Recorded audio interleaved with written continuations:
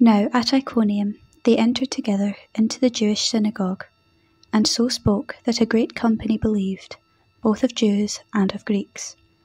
But the unbelieving Jews stirred up the Gentiles and poisoned their minds against the brethren.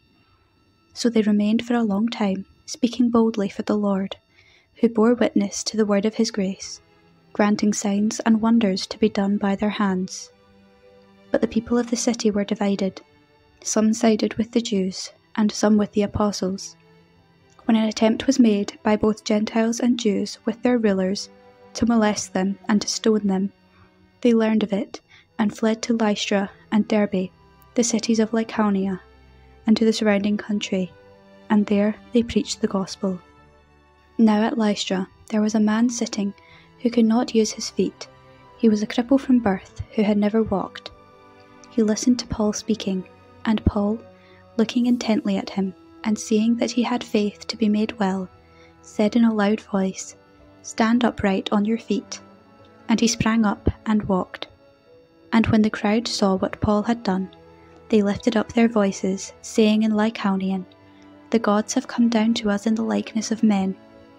Barnabas they called Zeus, and Paul, because he was the chief speaker, they called Hermes. And the priest of Zeus, whose temple was in front of the city, brought oxen and garlands to the gates, and wanted to offer sacrifice with the people. But when the apostles Barnabas and Paul heard of it, they tore their garments, and rushed out among the multitude, crying, "Men, why are you doing this? We also are men, of like nature with you, and bring you good news, that you should turn from these vain things to a living God, who made the heaven and the earth, and the sea, and all that is in them.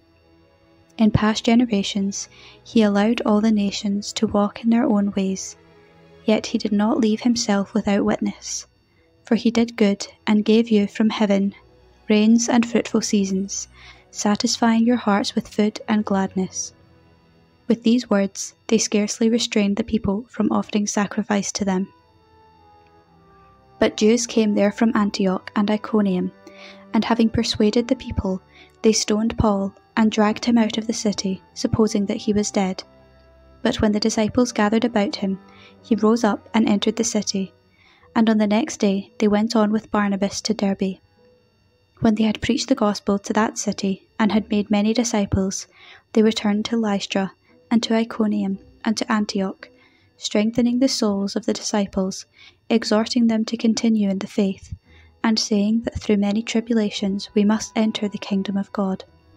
And when they had appointed elders for them in every church with prayer and fasting, they committed them to the Lord in whom they believed.